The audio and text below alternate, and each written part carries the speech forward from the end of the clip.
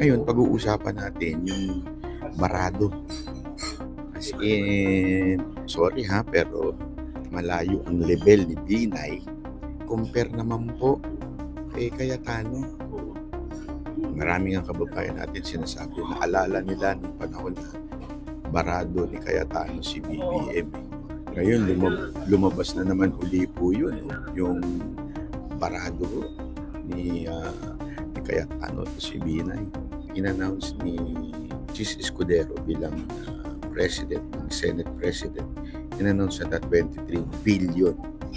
Ito naman si Nancy Binay, putak ng putak. Hindi daw totoo yung 23 billion. Hindi daw ganito. 21 billion lang daw. So yun yung kanyang pinaglalaban. 21 billion. Sabi ko, ano pa naman yung 2 billion difference? In totality, 23 billion talaga. 21 billion sa DPWH. Pero yung Senate Committee na dating hawak niya ang mga tao, ang tao niya yun ha, nag-submit, hiningan ng report ni bago na kasi ito si Cayetano bilang doon sa komite, bilang head ng komite na yun. Nag-report niya yung dating komite ni Binay at ang ini-report is 23 billion. Hindi ko alam kung sadyang etong si Binay or baka hindi lang siya in-inform. Siguro hindi pumapasok. Di ko alam kung bakit. Isipin mo yun, tao mo yun nagbigay nung report na yung kay Cayetano tapos hindi mo alam na ganun yung amount. Sabihin mo, hindi totoo yan. Tapos, ang lakas pa ng loob na pumunta doon sa hearing ni Cayetano at sabihin niya, hindi 23 billion yan. 21 lang. Sabi ko, hindi yun ang punto dito. Punto dito, bakit lumobo ng ganon? Unang punto, bakit lumobo ng ganon? Alam niyo kung bakit? It is because of the delay. Anong? Who caused the delay? One of the reason kung ba't na-delay, yung papel na muro sa loob ng opisina ni Binay. In 15 months, tinengga niya, inupuan niya. Anong inaantay mo, Binay? Kasi sabi nga ni Pangulong Duterte, pagang isang bagay, tumagal sa iyo ang papel, aba, may problema tayo dyan.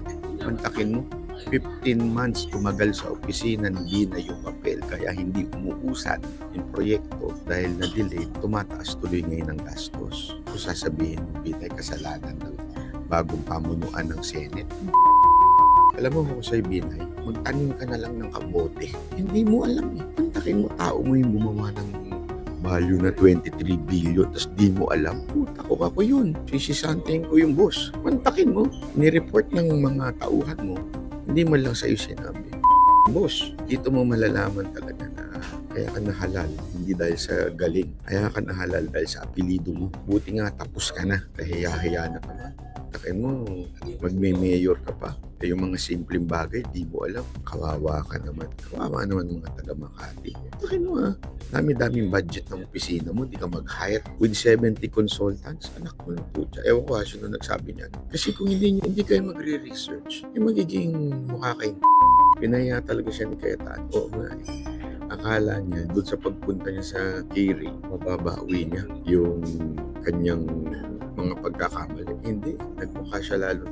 So aside kung pagkakamali, ni Binay na hindi siya nag-research, eh talaga namang napahiya siya na doon. Pahiyang-pahiya po siya doon sa Senate hearing. Alam mo, sa totoo lang, yan ang problema sa mga tao na hindi nagre-research. Sinasabi niya 21 billion o 23 billion daw.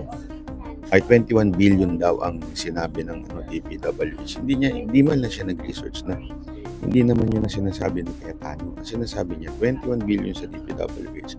Pero yung report na ginawa ng grupo niya na Senate, kanya pong tauhan ang gumawa. Bakit yung pagpapatayo na building ang inuna kaysa sa mga gutom na kababayan? Oo nga eh. Sabi nga eh, di ba? Ito lagi itong sinasabi. If there is nothing wrong, o pag nagpa-function naman ng tama o ayos, huwag baguhin. Hindi ko maintindihan kung bakit pilit na binabago yan. Although hindi sinasabi ni Cayetano na merong korupsyon. Tandaan ninyo, ang ini-question ni Senate President Escudero ay yung paglobo ng budget na umaabot ng bilyon dahil sa delay. Ang tanong, bakit na-delay? Eh yung pala, anak ka ng tatlong kalabaw, inupuan pala ni Binay. Kaya na-delay at dahil doon tumaas ang gastos. 8.9 ang original budget, correct? Ngayon, grabe na. Hindi lang doble, more than doble ho yung ipinatong. Nakakataka. Miss Nancy Binay, anong inaantay mo? Bakit 15 months na inupuan yan? Hindi, yun ang sagutin mo. Bakit mo inupuan yan ng 15 months? Anong inaantay mo?